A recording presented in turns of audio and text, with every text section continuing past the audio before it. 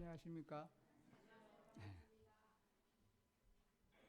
제가 1988년에 이제 자매를 만나서 결혼했습니다. 결혼을 하고 신혼집을 어디에 저걸 했나 하면은 대명동 그 고압선대로 그 있는 쪽에 거기가 대명 11동인가 그럴 것 같은데 거기에서 이제 살았습니다. 왜 제가 거기에 살았나 하면은 이제 교회 가까이 있어야지 성도님들도 좀 이렇게 쉴 수 있고 특히 청년들이 좀 와서 이렇게 쉬고 하라고 이제 거기서 이제 보내다가 이제 90년도에 이제 개척이 되었습니다. 1990년도에 이제 만촌동 거기 남부 정류장 쪽에 이제 거기 개척을 한다는 이제 이야기를 듣고 개척에 동참할 분들은 이제 헌금함에 이름을 쓰여라고 했어요. 그래서 이제 그때 이렇게 보니까 우리 이제 기혼 형제님들이 보면 잘 갈 것 같지가 않은 분위기였었어요. 그냥 계속 거기 계실 것 같던데, 그래서 이제 저도 이제 처음에는 안 가려고 이제 마음을 먹었는데 며칠이래 있다가 주님께서 그런 마음을 주시더라고요. 왜 너는 저기 하나님이 일을 네 마음대로 결정을 하고 그렇게 하나 그렇게 하면 되나 하는 어떤 그런 음성이 이렇게 들렸어요.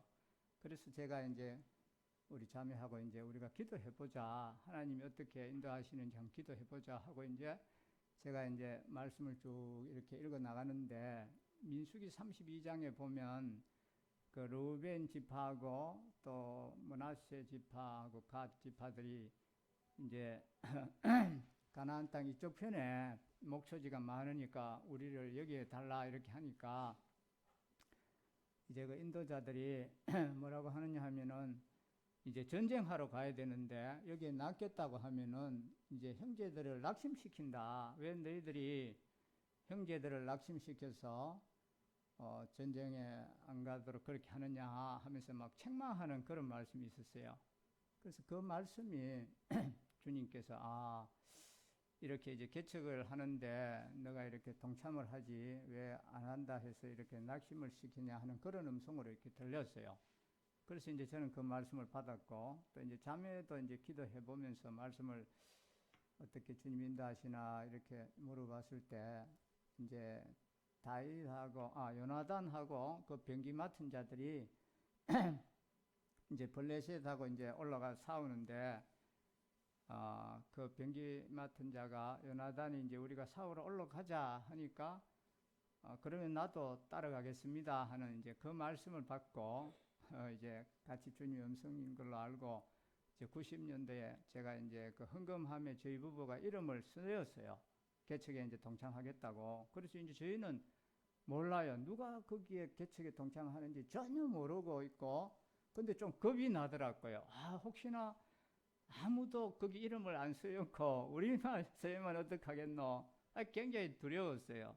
그런데 이제 그걸 이제 나중에 열어보니까 27명이 동참을 했더라고요.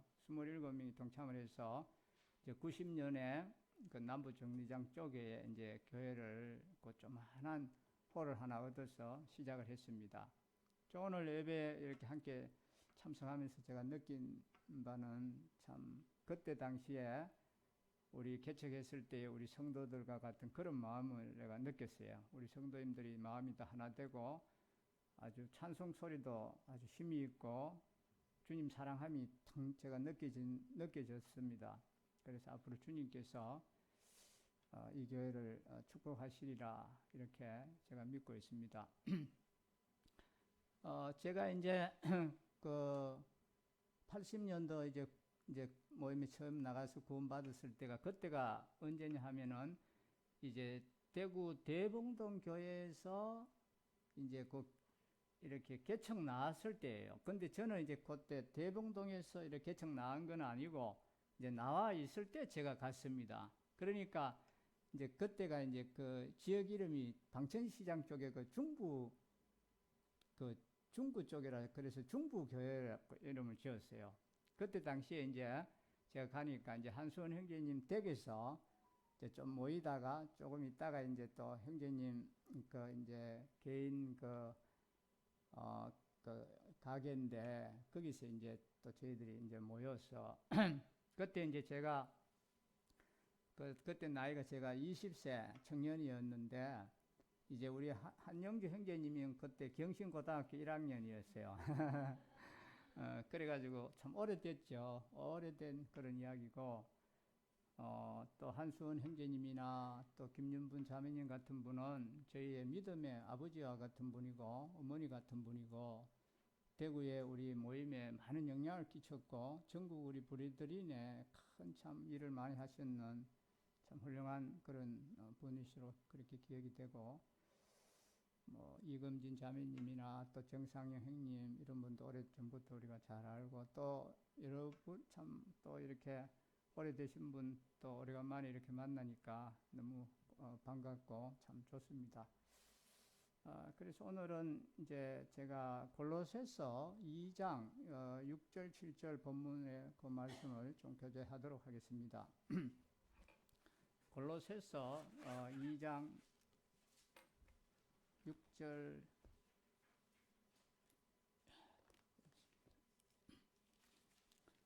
골로새서 2장은 제 성경으로는 324페이지 좀 됩니다.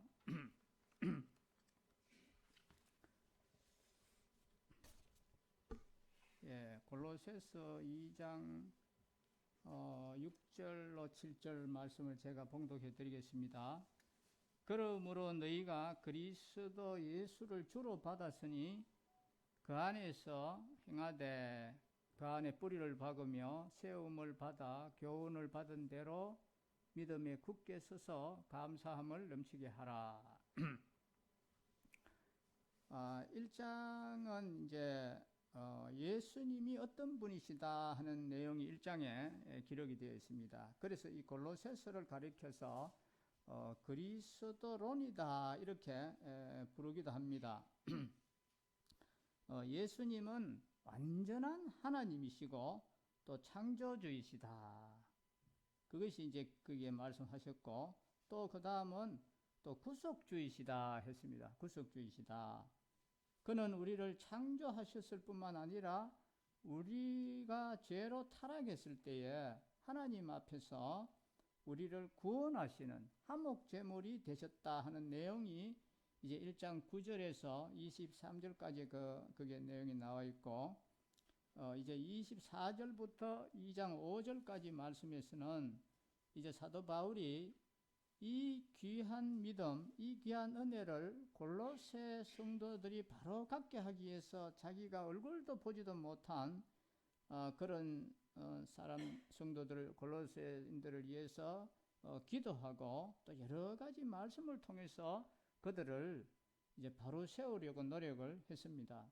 왜 그렇게 했느냐 하면 그 이유를 이제 말씀하기를 2장 4절에 보시면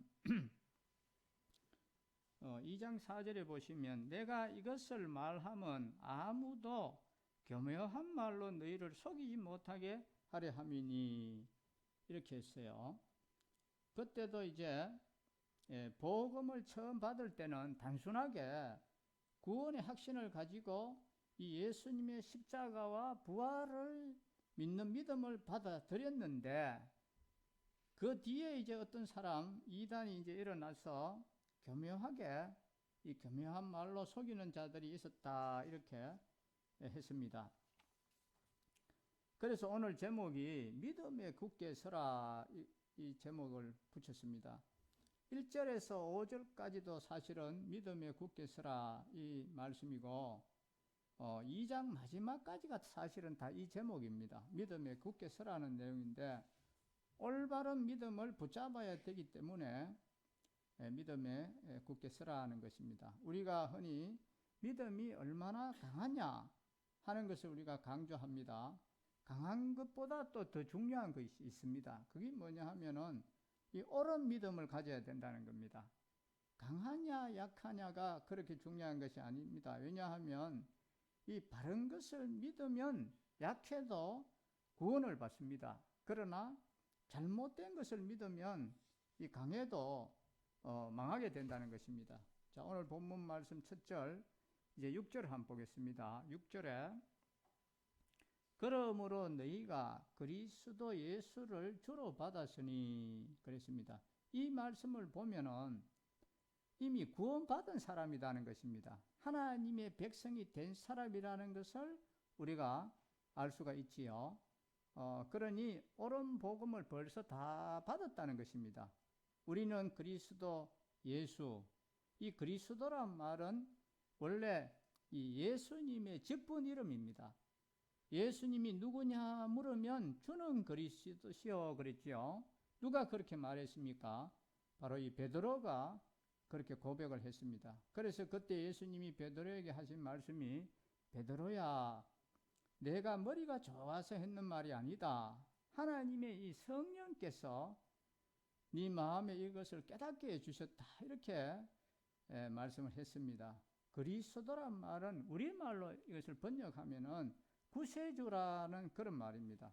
세상에 죽을 죄인들을 건져주시는 그런 분이시다 하는 것입니다. 그래서 이 기독교라는 뜻이 바로 그리스도라는 뜻입니다. 기독교는 그리스도다 이 말입니다.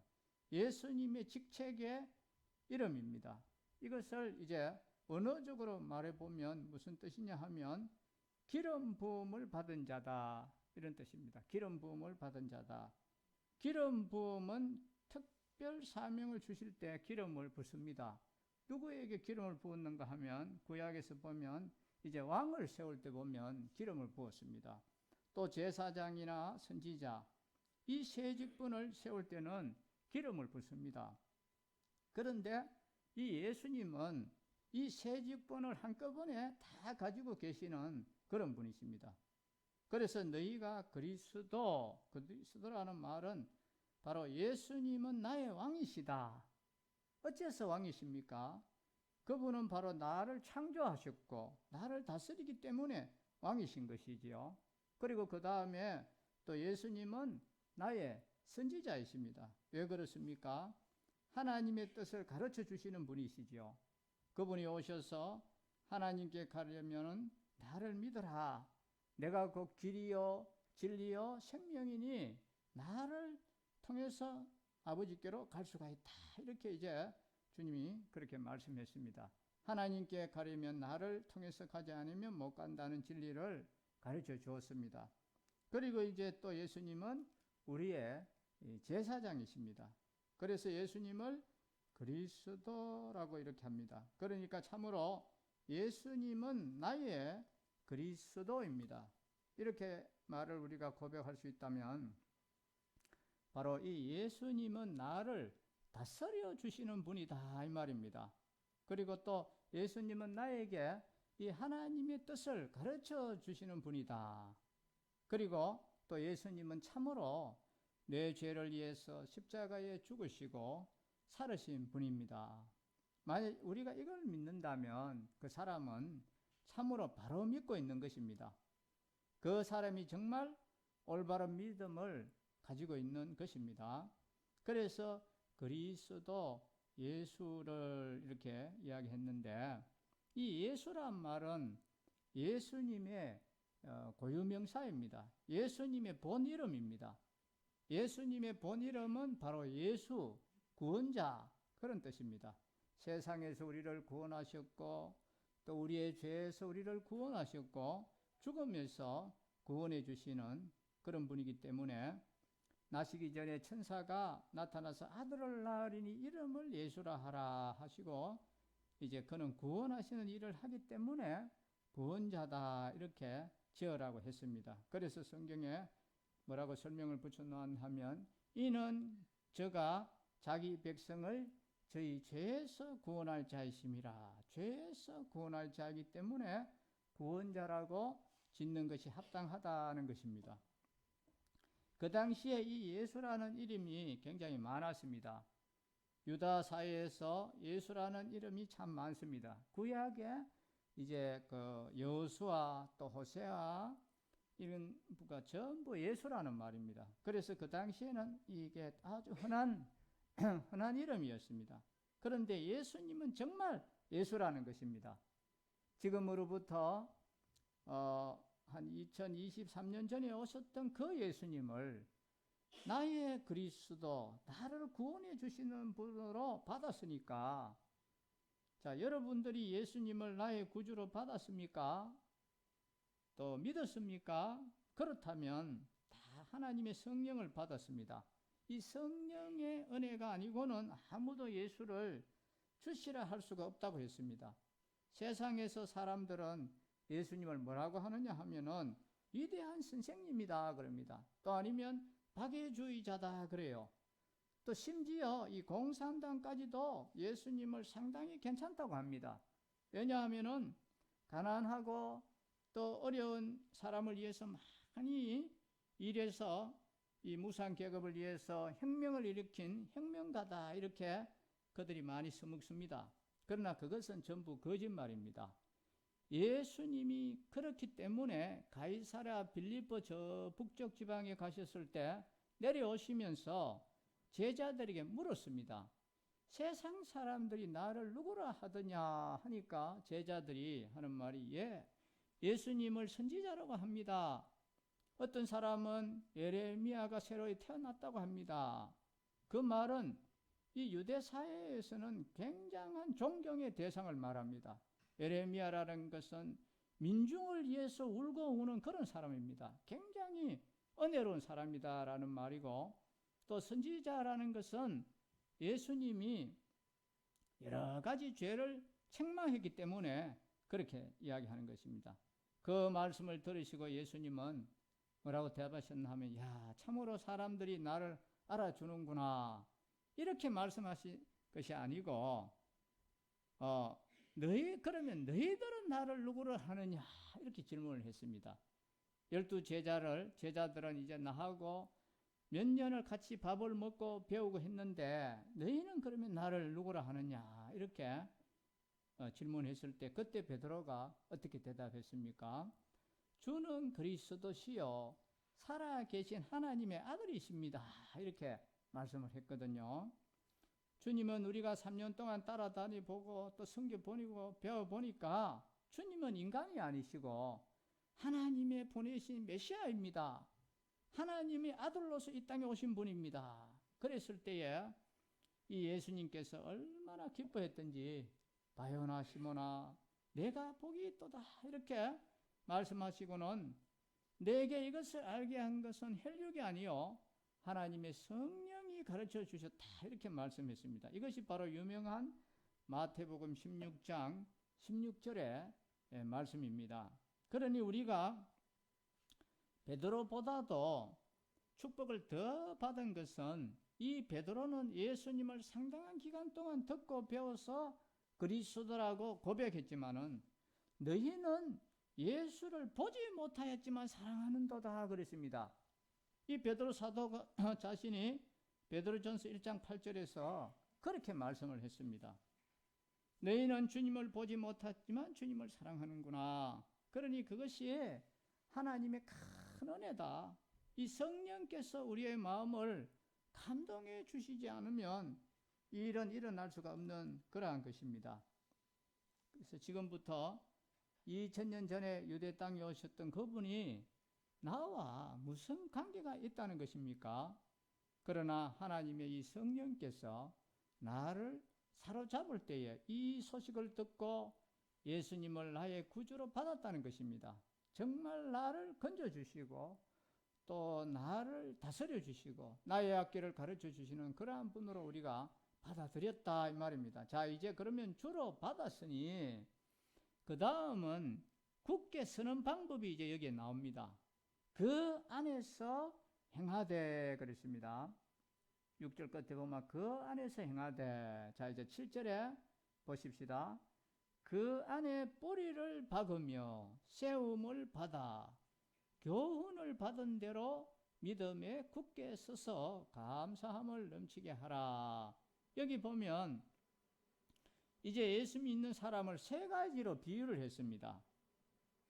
주로 받았으니 그 안에서 행하되. 첫 번째는 이 나그네라 말, 나그네. 행한다는 말 자체가 걸어가는 사람, 곧 이 행인이라는 것입니다.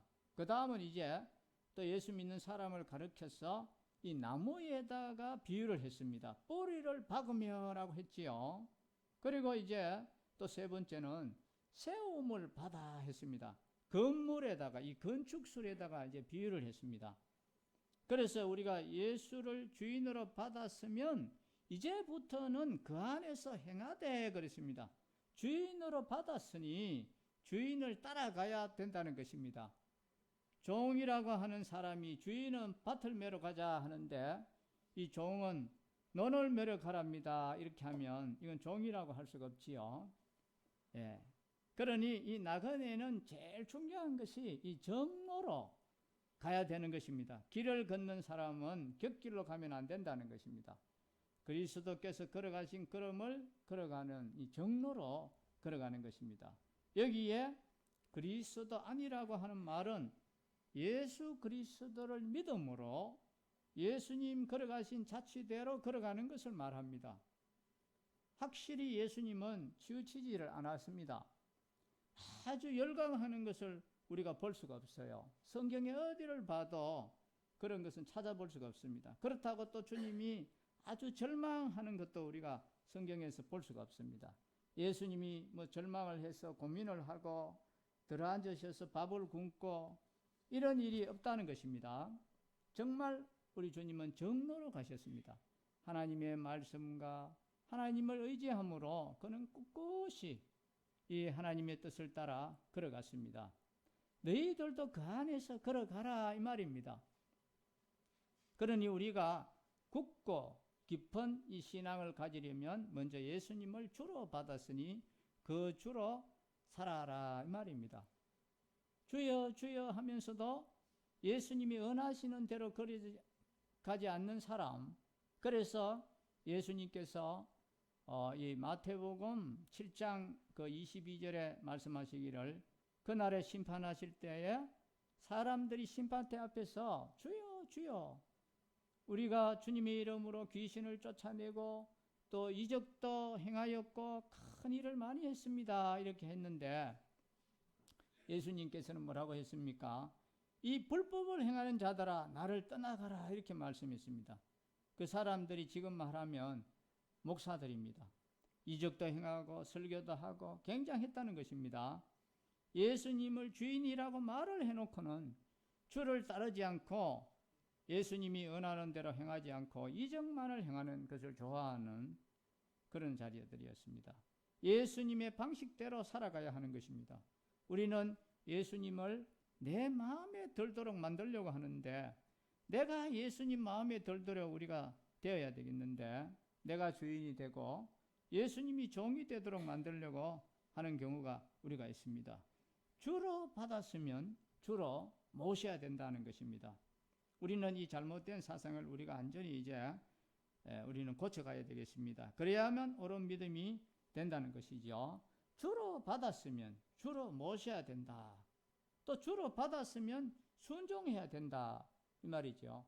주로 받았으면 예수님의 방식대로 걸어가야 된다 이 말입니다. 그럴 때에 우리의 신앙이 건전하게 자라간다 했습니다. 자, 그 다음에는 이제 그 안에 뿌리를 박아라 그랬습니다. 이 식물은 뿌리가 잘 박혀야 생명이 유지되고 장성하고 나중에 결과적으로 쓸모있는 제목이 되는 것입니다. 아무리 겉보기에는 좋아 보여도 이 뿌리가 썩으면 그것은 곧 말라 죽습니다. 그래서 뿌리를 박아라. 이 뿌리를 모래에다가 박는 것하고 뿌리를 또 좋은 흙에다가 박는 것하고 뿌리를 이 바위에다가 박는 것하고는 차이가 많이 나겠지요. 이 성도를 나무에 비유한 일은 성경에 많이 있어요. 시편 1편에 보시면 하나님의 말씀을 주야로 묵상하는 사람은 어떤 사람이라고 했습니까? 시냇가에 심은 나무와 같다고 그렇게 말씀했지요. 우리나라 사람은 이 시냇가에 심은 나무라고 해봐야 별로 그게 실감이 안 납니다. 왜냐하면은 우리나라는 비가 잘 오기 때문에 시냇가에 심었든지 저 산등성이에 심었든지 별 차이가 없습니다. 이 유대 땅에는 비가 워낙 안 오기 때문에 이 땅이 불그스름한 황량한 벌판입니다. 그런데 이 요단강가에 이제 심겨진 그 나무를 보면은 파랗게 생명이 살아 있습니다. 산막 가까운 곳일수록 이제 물이 지나가는 그러한 곳은 생명이 약동하고 있는 것을 볼 수가 있습니다. 그래서 시냇가에 심은 나무라는 말은 아주 광야인데 물이 항상 존재하는 그곳에 심었다는 것입니다. 그것이 바로 무엇과 같다고 했습니까? 하나님의 이 말씀을 주야로 마음속으로 묵상하면서 그 말씀의 뿌리를 받고 사는 그런 사람을 가리켜서 시냇가에 심은 나무와 같다 이렇게 말씀했습니다. 그리고 또 한 대 더 이야기하자면 이 예레미야 17장 5절에 보시면 나 여호와가 이같이 말하노라 무릇 사람을 믿으며 혈육으로 그 권력을 삼고 마음이 여호와에게서 떠난 그 사람은 저주를 받을 것이라. 그는 사막의 떡이나무 같아서 좋은 일이 오는 것을 보지 못하고 광야, 건조한 곳, 근건한 땅, 사람이 거하지 않는 땅에 거하리라고 이렇게 말씀했습니다. 이 사람의 권력이나 혈통을 믿고 사는 사람은 그 사람이 무너질 때 같이 무너지니까 열매가 아무것도 없다는 것입니다. 반대로 이제 7절에 보시면 그러나 물은 여호와를 의지하며 여호와를 의뢰하는 그 사람은 복을 받을 것이라. 그는 물가에 심기운 나무가 그 뿌리를 강변에 뻗치고 더위가 올지라도 두려워 아니하며 그 잎이 청청하며 가무는 해에도 걱정이 없고 결실이 그치지 아니함 같으리라. 이렇게 말씀했습니다. 보십시오. 하나님을 의지하고 하나님을 의뢰하는 사람은 아무리 가물어도 계속 물이 존재하는 저수지를 가지고 있는 것과 같습니다. 그리고 이제 그 다음 절을 보시면 만물보다 거짓되고 심히 부패한 것은 마음이라 누가 능히 이를 알리오마는 이렇게 말씀했습니다. 이게 무슨 뜻입니까? 사람의 마음은 만물보다도 심히 부패되어 있다는 것입니다. 만물은 콩 심은 데 콩 나고 팥 심은 데 팥이 납니다. 그러나 사람은 어렵다고 좀 도와주면 기어오릅니다. 그래서 옛날부터 사람 잘못 도와주면 괜히 도와주고도 욕을 본다고 했습니다. 그러니 만물보다 거짓되고 심히 부패하였다는 것입니다. 그 때문에 인간은 의지하면 안 되는 것입니다.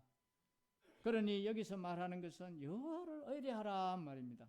여호와를 의뢰하는 방법이 무엇이냐? 그것은 바로 그의 말씀을 주야로 묵상하는 것이라고 했습니다.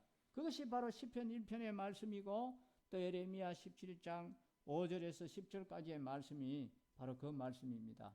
그래서 우리는 뿌리를 하나님께 박아야 되는데 그러기 위해서 하나님의 이 말씀에 뿌리를 박지 않으면 안 된다는 것입니다.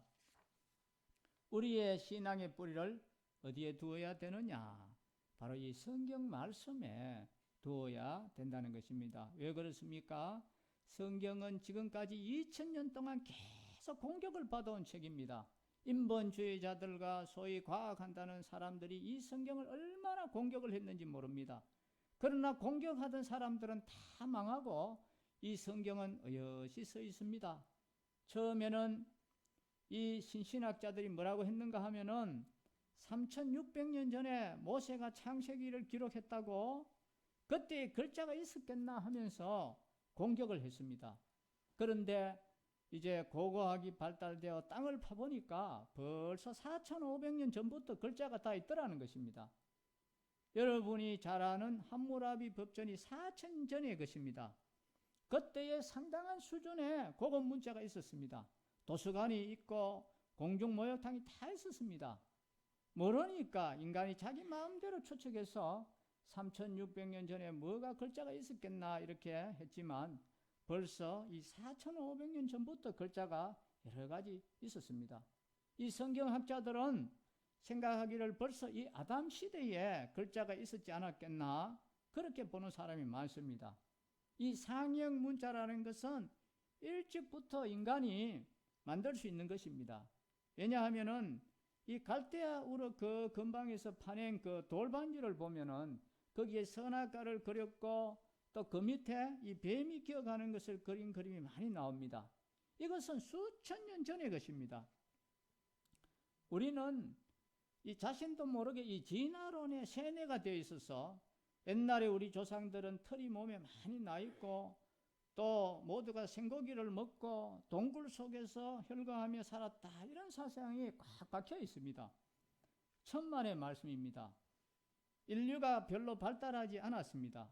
문화가 발달하고 문명이 발달하지 인간의 이 마음은 발달하지 않습니다. 똑같습니다. 3600년 전에 쓴 이 출애굽기를 읽어보면 저울추를 큰 것으로 하고 또 뭐 작은 것으로 하고 대도 큰 것으로 하고 작은 것으로 만들고 우리와 똑같습니다.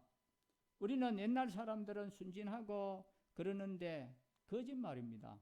옛날 사람은 표현을 적게 하고 지금은 표현을 너무 많이 하기 때문에 그렇습니다. 인간은 별게 아니고 만물보다 심히 부패한 것이 인간의 마음입니다. 그러니 우리가 성경을 하나님의 말씀으로 받아들이면 태초에 하나님이 천지를 창조하시니라. 야, 얼마나 멋있고 확실한 말씀입니까? 무엇이 빙빙 돌다가 툭 튀어나와서 지구가 됐다, 이런 엉터리 소리가 어디에 있습니까?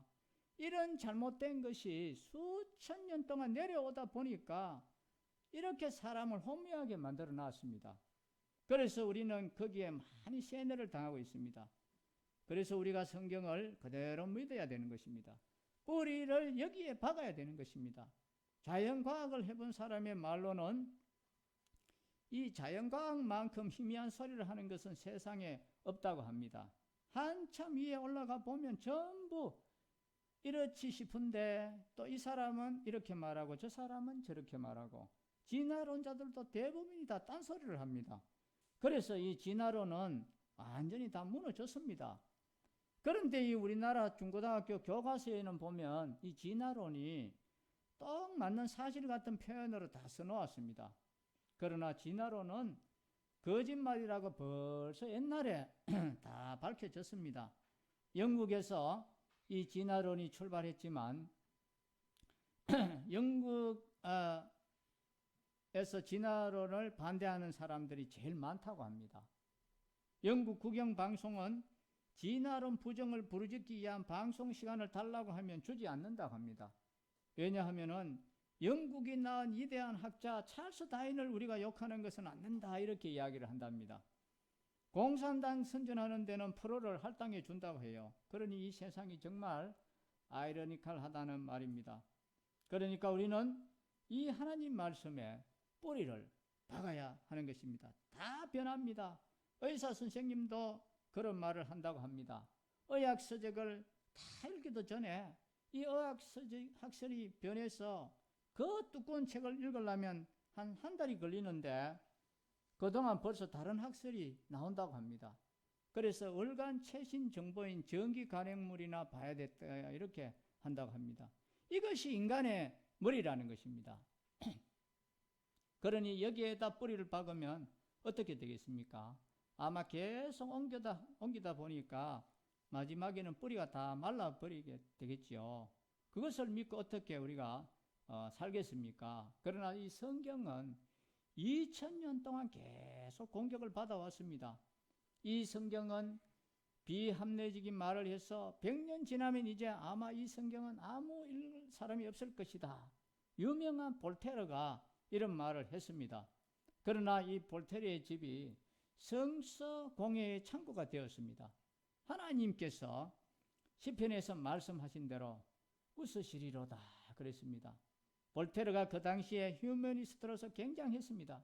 그때는 이 무식한 책이 앞으로 100년이 지나면 이 책을 아무도 읽지 않을 것이라고 했지만 하나님께서 이 볼테르의 집을 성경을 쌓아놓을 창고로 만들겠다, 이렇게 해서 그 집이 성서공회의 창고가 되었습니다.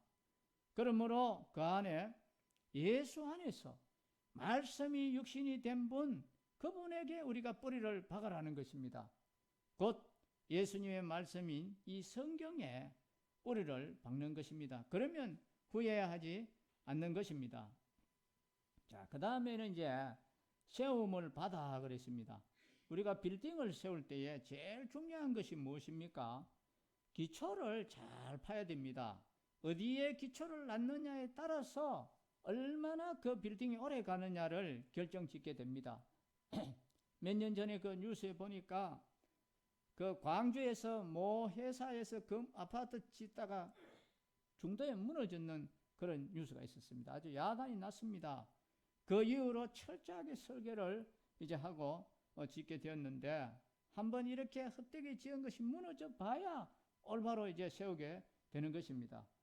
그래서 마태복음 7장 24절에서 27절을 보시면 다른 때는 괜찮은데 언제 잘 지은 표가 나느냐?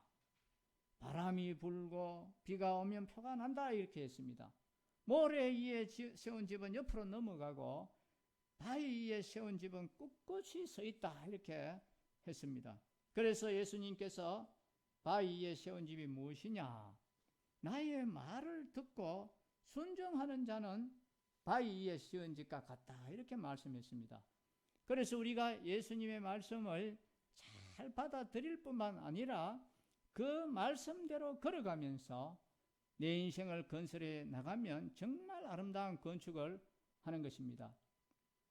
여러분이 공부를 하거나 또 공장을 경영하거나 무슨 일을 하더라도 이 예수님의 말씀을 순종하는 것 위에다가 집을 지으면 그것이 어려운 일이 다가와도 잘 무너지지가 않습니다.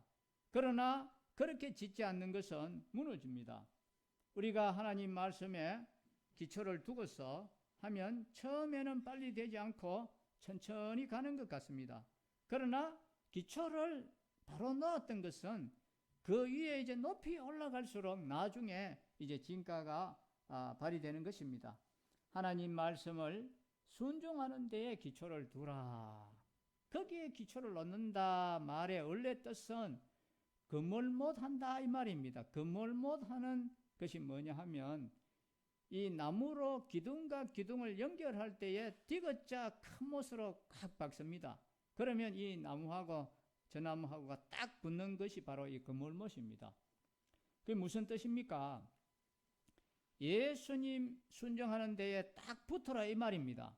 그러면 아무리 비가 많이 오고 바람이 불어도 괜찮다는 것입니다. 우리가 하나님 말씀을 믿고 순종하는 여기에 내 마음을 꽉 기울이면 어떤 이단이 오든지 뭐가 오더라도 괜찮다는 것입니다. 그런데 이것이 없으면은 이단이 와서 이런 말을 하고 저렇게 하면 이렇게 따라가고 저렇게 따라간다는 것입니다. 그래서 우리가 하나님의 말씀을 굳게 붙잡고 순종하는 생활을 하면 이 사람이 와서 이 말을 하고 저 사람이 와서 저 말을 해도 우리는 하나님의 말씀만 믿을 때에 우리는 넘어지지 않습니다. 자, 이제 세움을 받아 교훈을 받은 대로라고 했습니다. 그러니 믿는 것이 무엇입니까? 이 성경이 가르친 그 교훈을 받은 대로 에바브라를 통해서 받았다고 했습니다. 자, 그 말씀이 1장 7절에 나와 있는데 1장 7절 한번 보십시다.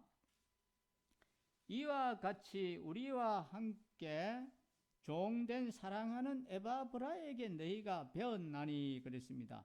이렇게 올바른 성경 말씀을 배웠는데 그 교훈을 받은 대로 믿음에 굳게 서라, 이 말입니다. 그래야만 무너지지 않는다는 것입니다. 그렇게 교훈을 받은 대로 굳게 서서 순종해서 정로로 나그네로 가고 뿌리가 깊은 나무가 되고 기초가 튼튼한 건물이 될 때에 환난과 역경과 유혹이 와도 넘어지지 않는다는 말입니다. 자, 그러니 이제 그 다음에 무슨 말이 나옵니까? 이제 2장에 돌아와서 감사함을 넘치게 하라 그랬죠. 그때 이제 감사가 넘칩니다. 왜 그렇습니까? 사람이 무엇을 꿋꿋이 붙잡고 있다는 이것보다 더 멋이 있는 게 없습니다. 제일 불쌍한 사람이 어떤 사람인지 아십니까? 오늘 이러면 여기 뛰어가고 또 저기 뛰어가며 그저 정신없이 뛰어다니는 그런 사람이 사실 제일 불쌍한 사람입니다. 사상적으로도 방황하는 그런 사람이 불쌍한 사람이에요. 신앙적으로도 방황하는 사람은 불쌍한 사람이고 생활도 여기저기 할 일 없어서 다니는 그런 사람이 모두가 다 불쌍한 사람입니다. 그러나 이 진리의 말씀, 이것 하나만은 틀림없다고 확실히 붙잡고 믿고 가는 사람, 참으로 소위 줏대에 있는 사람인 것이죠. 이렇게 혼란한 때도 주님의 말씀을 꿋꿋이 붙잡고 갈 수 있으니 참으로 감사하다 이 말입니다. 진짜 감사는 이 역경의 때에 감사가 나오는 것입니다. 순경의 때에는 감사가 잘 몰라요. 그러나 역경을 지나면서 내게 잡혀주신 이 하나님의 지팡이를 가지고 걸어갈 때, 정말 이 어려운 때를 위해서 하나님께서 이것을 준비해 주셨구나 하고 우리가 깨달을 때 그렇게 감사할 수가 없습니다. 저는 대구시청 공무직으로 지금 일하고 있는데 저와 같이 일하는 분은 보통 새벽 6시에 다 출근을 합니다. 그런데 저는 이제 다른 분들보다 한 30분 일찍 가서 신약 성경 한 장을 읽고 이제 하루를 이제 시작하는데, 그러면 주님께서 말씀을 솔솔 이렇게 내려주시는 것을 경험하고 이제 그 힘으로 또 하루를 이제 살아갑니다. 하나님 앞에 우리가 믿음에 굳게 서기 위해서는 자기가 무엇이라는 것을 알아야 되는 것입니다. 자기는 바로 나그네다. 나그네이기 때문에 이 갈래길이 많다는 것을 우리가 알아야 됩니다. 가는 길 중에 이리로 가자 저리로 가자 하는 사람이 많이 있습니다. 여러분들이 가는데 가만히 버려두지 않을 것입니다. 그러나 성경은 언제나 여러분 손에 쥐어져 있기 때문에 갈래길이 별로 문제가 안 되는 것입니다. 그런데 그러기 때문에 이 나그네이기 때문에 정로로 가자면 지도를 우리가 가지고 있어야 되는 것이죠. 이 정로로 가는 지도가 뭡니까? 바로 이 하나님 말씀입니다. 이 지도를 보면서 행해야 된다는 것입니다. 그냥 이 길로 가는 것이 맞구나 하면서 가고 있다면 그것은 소용이 없습니다. 저는 길눈이 어둡기 때문에 자주 다니는 길이 아닐 때, 특히 이제 저녁에는 이리 가면 될 거야 하고 제 느낌과 감각으로 갔는데 가보면 엉뚱한 길이 나와요. 그래서 다시 표지판을 보고 이렇게 가는데 제 감각과 느낌은 틀릴 때가 많더라는 것입니다. 예수님이 가신 그 길이 바로 이 길이구나 하며 가면 되는 것입니다. 예수님이 가신 길은 사람들에게 인기가 없는 길입니다. 왜 그렇습니까? 좁은 문, 좁은 길이라고 했기 때문에 그렇습니다. 넓은 길은 찾는 자가 많다고 했습니다. 가는 사람이 많다고 했습니다. 좁은 길은 찾는 자가 적고 길이 협착하다고 했습니다. 그러나 이 좁은 길이면서 곧은 길입니다. 구부러지지 않습니다. 그냥 쫙 가는 길입니다. 그러니 예수 가신 그 길을 행하라 이 말입니다. 그러니까 말씀을 보고 말씀 안에서 타협하지 말고 말씀대로 걸어가라 이 말입니다. 이때는 작전상의 후퇴다 하면서 타협하고 나면 나중에 그 고치려면 상당히 힘듭니다. 전번에는 그러지 않더니 왜 이러느냐, 자꾸 그때 일을 들춰냅니다. 전에는 사람이 부드럽더니 이제는 왜 이렇게 딱 굳어져 있느냐 하면서 예수 믿어도 다른 사람은 안 그렇던데 이렇게 많은 말을 합니다마는 나는 정로인 이 예수를 따라가야 하는 것입니다. 내가 나무와 같이 열매를 맺어야 되는 존재라는 것을 우리가 알아야 되는 것입니다. 우리는 열매를 맺어야 할 존재입니다. 그런데 이 열매를 옳게 맺으려면 뿌리가 깊어야 되는 것입니다. 하나님께 뿌리를 박고 이 하나님 말씀에 뿌리를 박아야지 시절을 쫓아 열매를 맺을 수 있습니다. 시절을 쫓아라는 말은 그때그때에 맡겨라는 말입니다. 사람을 의지하면 저주를 받는다고 말씀했습니다. 우리는 건축하는 집과 같이 또 세워져야 될 존재입니다. 그렇기 때문에 이 기초를 튼튼히 해야 됩니다. 이 기초가 무엇입니까? 주의 말씀을 순종하는 것이, 예수님이 말씀하셨습니다. 내 말을 듣고 순종하는 자는 반석 위에 집을 지은 자가 같다고 했습니다. 이 굳건한 신앙은 언제 필요합니까? 바로 어려운 역경 중에 이 믿음이 필요한 것입니다. 교훈을 받은 대로 믿음에 굳게 서서 이렇게 말씀했으니 하나님 말씀이 가르쳐준 대로 거기에 믿음을 굳게 세우라는 것입니다. 여러분들이 이 세상을 다 지나가는 동안에 많은 사람을 또 많은 지도자를 만납니다. 그러나 변하지 않는 표준인 이 말씀이 있습니다. 이 말씀에 굳게 서서 걸어가면 감사함이 넘치도록 되어 있습니다. 정로로 걸어가니 미로가 많았는데 얼마나 감사합니까? 가다가 보니 옆으로 잘못 갔으면 큰일이 날 뻔했다. 이럴 때가 참 많습니다. 열매를 맺는 것이 필요한데 우리는 하나님 말씀이 아니면 다른 데에 열매가 없습니다. 주로 받았으니 주로 받은 자답게 걸어가자는 것입니다. 그래서 감사함을 넘치게 하고 이를 통해서 하나님께 영광을 돌리고 나 자신에게도 참 보람이 있습니다. 이제 그 뒤에 8절부터 구체적인 내용이 나옵니다. 왜냐하면 이런 것을 공격해오는 이단들이 주로 이제 4가지가 나오는데 그것은 이제 뒤에 한번 읽어보시면 다 할 수가 있습니다. 그래서 오늘 골로새서 2장 6절 7절에서는 제목이 믿음에 굳게 서라 이겁니다. 우리가 예수님의 말씀을 잘 받아들일 뿐만 아니라 그 말씀대로 걸어가면서 내 인생을 건설하여 나가면 정말 아름다운 건축을 하는 것입니다. 저도 지금까지 주님 섬기면서 많은 어려움과 시행착오도 있었지만 하나님 말씀을 의지하고 가면 의지할 분은 주님밖에 없다. 이분이 제일 확실한 분이다.